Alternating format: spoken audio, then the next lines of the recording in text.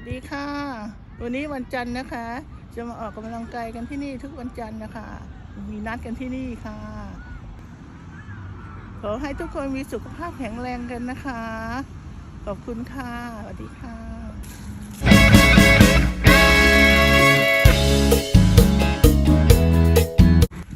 วันนี้อากาศดีนะคะแต่ก็เริ่มเย็นๆแล้วค่ะ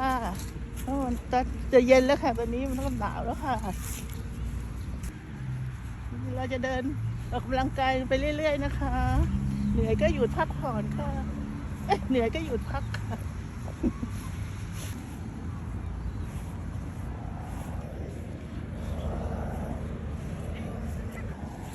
สนามกีฬานี้มีคนมาออกกำลังกายกันเยอะเลยนะคะ